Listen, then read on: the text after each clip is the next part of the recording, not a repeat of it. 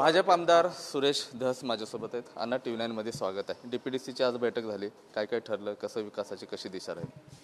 नाही, काय प्लॅन जो आपण ठरवलेला असतो वार्षिक आराखडा त्याला मंजुरी देणं आवश्यक असतं. मागील जे पाठीमागचे अनुपालन असतं, अनुपालनाला मंजुरी देणं आणि यावर्षीचा प्लॅन आणि त्याच्यामध्ये सर्वानुमते पालकमंत्र्यांना या खर्चाचे अधिकार देणे अशा पद्धतीचे विषय असतात, ते मंजूर झाले. आज पहिली DPDCची बैठक होती लोकसभा निवडणुकीनंतर. बजरंग सोनवणे देखील उपस्थित होतं. एकंदरीत समीकरण कसं राहिलं? हे बघा, राजकारण होईपर्यंत आत्तापर्यंत झालं, परंतु आता ते खासदार आहेत, DPDCचे मेंबर म्हणून ते या ठिकाणी आले. त्यांनी त्यांचे काय प्रश्न होते ते मांडले. जे योग्य होते त्याला पालकमंत्र्यांनी सुद्धा यस म्हणलं, जे नाही त्याला नाही म्हणलं.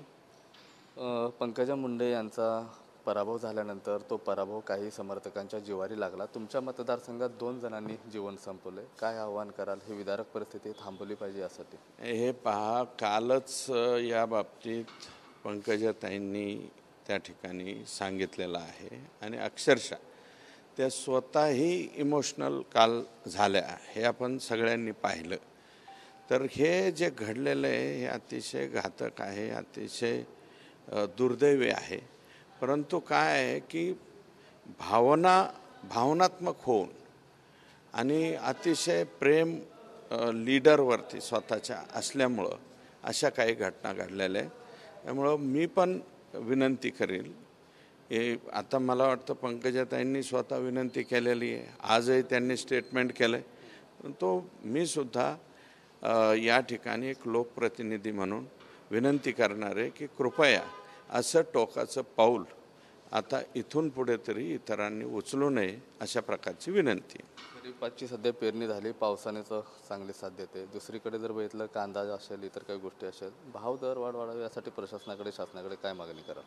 नाही, सरकारकडे आम्ही तशी लेखी मागणीही केलेली आहे आणि निवडणुकीमध्ये सुद्धा हे मुद्दे आम्ही बोललेलो आहोत. कांदा आणि सोयाबीन या दोन्हीच्या बाबतीमध्ये भावांतराचा विचार,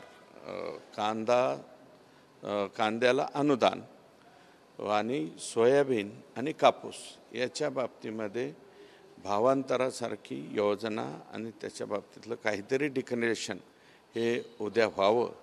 आणि दुधाच्या अनुदानाच्या 5 रुपयाच्या अनुदानाची जी शासनाने योजना चालू ठेवलेली होती, ती योजना सरकारने जे 10 फेब्रुवारीपर्यंत परत नंतर 10 मार्चपर्यंत आणि जे स्टॉप केलेली ती अनुदानाची योजना चालू करावी. समता परिषदेने एक आत्ता बैठक घेतली. त्या बैठकीत असा सूर निघतोय की छगन भुजबळ जे आहेत त्यांनी पुन्हा एकदा घर वापसी करावी, उद्धव ठाकरे शिवसेना गटामध्ये जावं अशी त्यांची मागणी आहे. तुम्हाला कसं पाहताय? हे पहा, भुजबळ साहेब हे मोठे नेते आहेत आणि समता परिषद ही त्यांच्या कार्यकर्त्यांची एक संपूर्ण महाराष्ट्रभर संघटना आहे. त्या संघटनेने काय ठराव घेणं आणि त्याला भुजबळ साहेबांनी कसा प्रतिसाद देणं याच्यावरती माझ्यासारखा छोटा कार्यकर्ता बोलू इच्छित नाही. परंतु माझं मत असं आहे की भुजबळ साहेब असा काही निर्णय घेतील असं मला वाटत नाही. ते सध्या आमचे जे मित्रपक्ष आहे, राष्ट्रवादी काँग्रेस, अजित पवार गटाबरोबर ते आहेत, बहुतेक ते तिथेच राहतील असं मला वाटतं. पंकजाताईंना राज्यसभेवर घेतलं जाईल अशी चर्चा येते. तुम्हाला काय वाटतं? तशी तुमची मागणी वगैरे असणार आहे वरिष्ठांकडे? मी यापूर्वी मागणी केलेली आहे आणि आत्ताही करतो. तुम्ही तातडीनं पंकजाताईंच्या पुनर्वसनाच्या बाबतीत पार्टीनं विचार केला पाहिजे.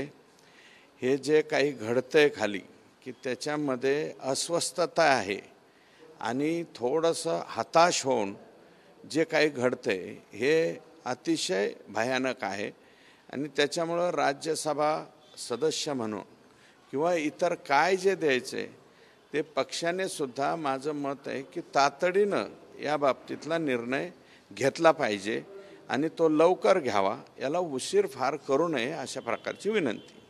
नक्कीच जे बीडमध्ये सध्या जे घडते जे अस्वस्थ करणार आहे, त्यामुळे भाजप नेत्या पंकजा मुंडे यांचं जे पुनर्वसन आहे राजकीय ते करावं आणि राज्यसभेवर तात्काळ त्यांना घेण्यात यावं अशी जी मागणी, अशी जी साद आहे ते भाजप नेते आणि आमदार सुरेश धस हे करतात. कॅमेरा पर्सन आप्पासाहेब मोहरकरसह मी महेंद्र कुमार मुधोळकर, TV9 मराठी, बीड.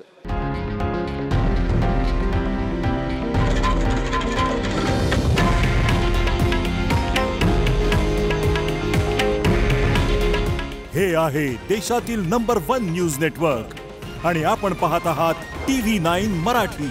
काळजी तुमची, हित महाराष्ट्राचं.